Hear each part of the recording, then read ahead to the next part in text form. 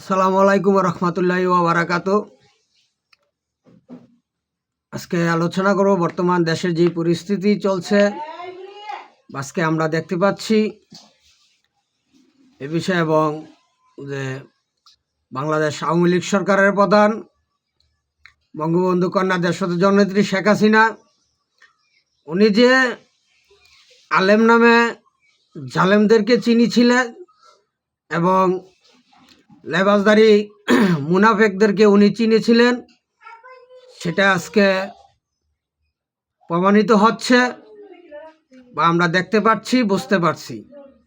কিন্তু আমাদের এই জাতি আলেম নামে জালেমদেরকে চিনতে পারে নাই এবং লেবাসদারি মুনাফেকদেরকে চিনতে পারে নাই। বঙ্গবন্ধুর কন্যা দেশরত জননেত্রী শেখ হাসিনা উনি ঠিকই চিনেছিলেন, যেমন চিনেছিলেন ডক্টর ইউনূসকে,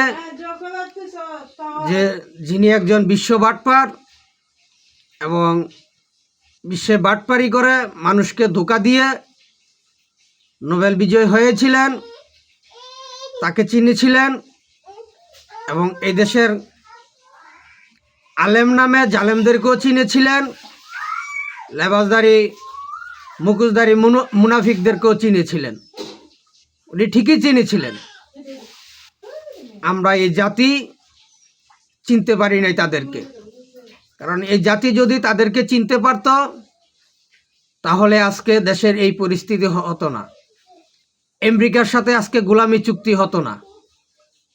আর যেখানে আজকে আমেরিকার সাথে যে গোলামি চুক্তি ইউনূস সাহেব করেছেন, সেই গোলামি চুক্তির বিরুদ্ধে আজকে মানুষ যখন মাঠে সোচ্চার প্রতিবাদ সভা করছে, আর এদিকে সংসদে আজকে নীরবতা পালন করছে, এই বিষয় নিয়ে কোনো সংসদে কথা হচ্ছে না বা জাতির সামনে তুলে ধরা হচ্ছে না।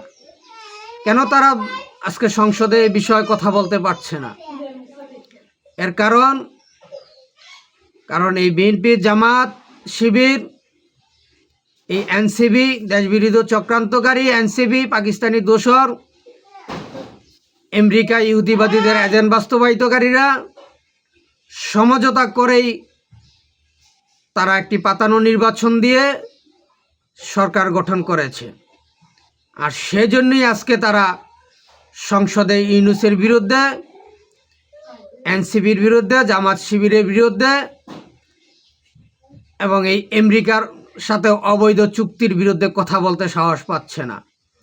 আর এখান থেকে আজকে জাতি স্পষ্টভাবে বুঝতে পারছে বা আমরা বুঝতে পারছি যে বাংলাদেশের স্বাধীনতার স্থীপিত মুসলিম নেতা, বাংলাদেশের জাতির পিতা, জাতির জনক বঙ্গবন্ধু শেখ মুজিবুর রহমানের সুযোগ্য কন্যা,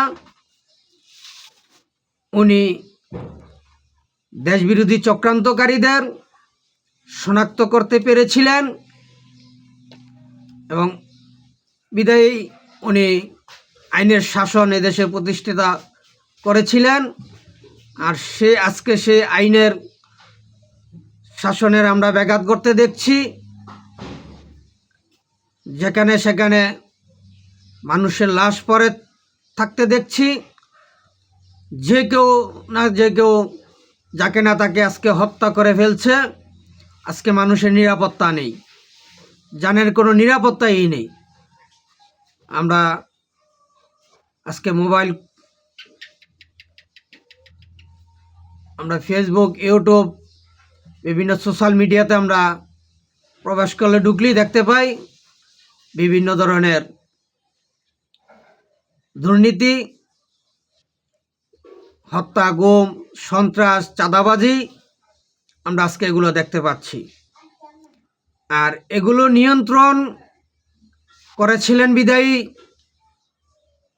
নিয়ন্ত্রণ করে শেখ হাসিনা এগুলো, এই সন্ত্রাস, চাঁদাবাজ, দুর্নীতিবাজদেরকে নিয়ন্ত্রণ করে রেখেছিলেন বিদায়ী আজকে তাকে দেশ ত্যাগ করতে হয়েছে, ক্ষমতাচ্যুত হতে হয়েছে।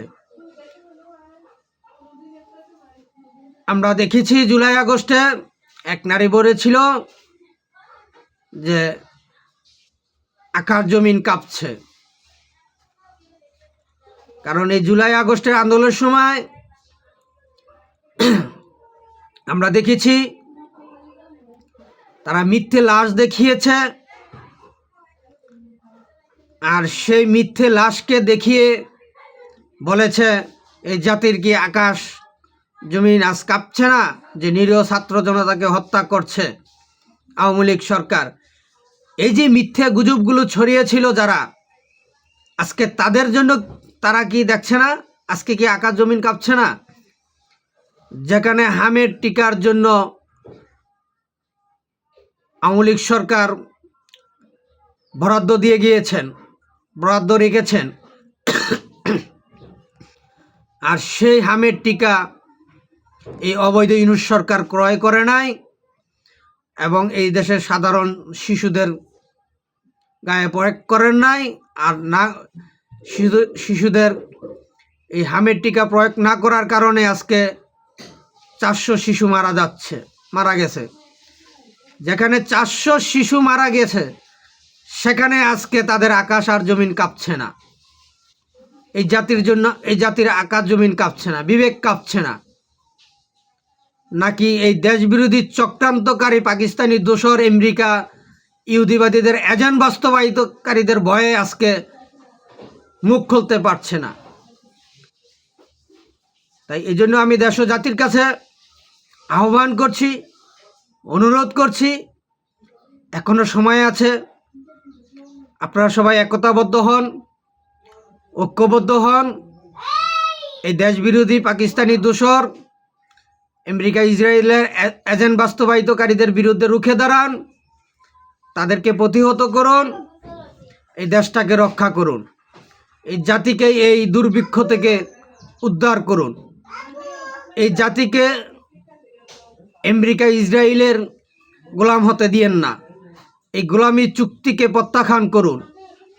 এই গোলামি চুক্তিকে প্রত্যাখ্যান করতে হলে, বাতিল করতে হলে একটি বিপ্লবী সরকার আবার এদেশে গঠন করতে হবে। আর সেটা একমাত্র সম্ভব এই দেশের জনগণেরই। যারা সচেতন জনগণ আছেন, আপনারা সবাই মাঠে নেমে আসেন, তাদের বিরুদ্ধে রুখে দাঁড়ান। বাংলাদেশ আওয়ামী লীগ আপনাদের পাশে সবসময় ছিল এবং থাকবে। এই দেশবিরোধী চক্রান্তকারীদের এই দেশবিরোধী চুক্তি, আমেরিকার সাথে যে চুক্তি হয়েছে, এই চুক্তিকে প্রত্যাখ্যান করা হবে অবশ্যই। আজকে আমরা জানতে পারছি যে আমেরিকার থেকে, ইসরায়েল থেকে, পাকিস্তান থেকে এই দেশবিরোধী চক্রান্তকারীদের কাছ থেকে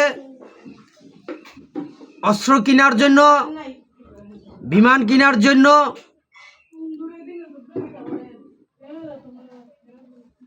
তারা একটি চক্রান্ত করেছে।